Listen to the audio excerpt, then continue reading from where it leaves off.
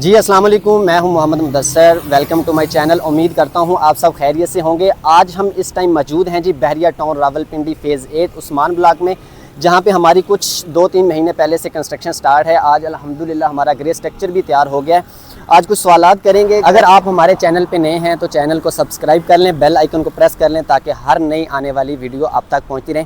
चलें जी, शुरू करते हैं वीडियो और इरफान भाई से सवालात करते हैं, उनसे पूछते हैं। अल्हम्दुलिल्लाह उनका काफ़ी अरसे का तजर्बा भी है, वो हमें अच्छे तरीके से गाइड करेंगे। आए जी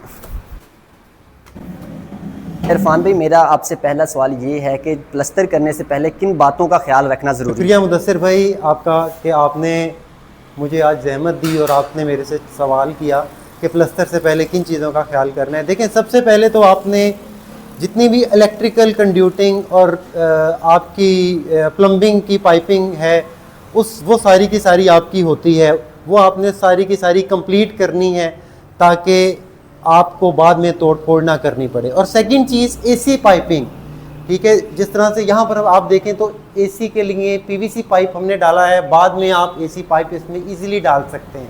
प्लस एसी में कुछ लोग ये पाइप डाल देते हैं और एक चीज़ रह जाती है जो है कि उसकी ड्रेन का पॉइंट। तो ये देखें, ड्रेन के लिए भी उसके साथ पाइप डला हुआ है जो कि आप बाहर भी निकाल सकते हैं और अपने किसी पीट रैप के अंदर भी डाल सकते हैं।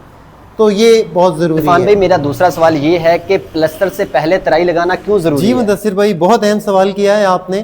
प्लस्तर से पहले देखें, तराई लगाना इसलिए ज़रूरी है कि जब आप बाद में उन दीवारों के ऊपर प्लस्तर करते हैं तो अगर दीवारों के अंदर पहले से नमी मौजूद होगी तो जो प्लस्तर के अंदर मौजूद नमी है वो दीवारें जज़्ब नहीं करेंगी और उस तरीके से प्लस्तर की नमी ज़्यादा बरकरार रहेगी और प्लस्तर मजबूत होगा। इरफान भाई, मेरा तीसरा सवाल जो है वो ये है कि प्लस्तर से पहले जो लोग नीरू लगाते हैं उनमें दो कंडीशंस होती हैं। एक तो वो पानी लगा के फिर ऊपर खुश्क मसाला सीमेंट लगा देते हैं, और दूसरा ये कि नीरू बना के लगाते हैं। उनमें सबसे बेस्ट जी बिल्कुल मुदस्सिर भाई, सबसे बेस्ट यही होता है कि आप नीरू अप्लाई करें दीवारों के ऊपर, तर दीवारों के ऊपर।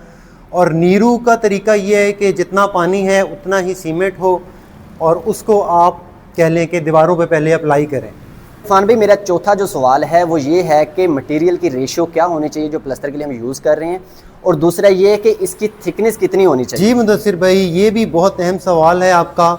देखिए, इसका जवाब मैं थोड़ा सा तफसील में जाके देता हूँ कि देखिए, सबसे पहले मटेरियल का आपने पूछा तो रावलपिंडी इस्लामाबाद के रीजन में अगर आप कंस्ट्रक्शन कर रहे हैं तो सबसे पहले बेस्ट जो सैंड है वो गाजी की सैंड है, आपको वो यूज़ करनी चाहिए प्लस्तर में।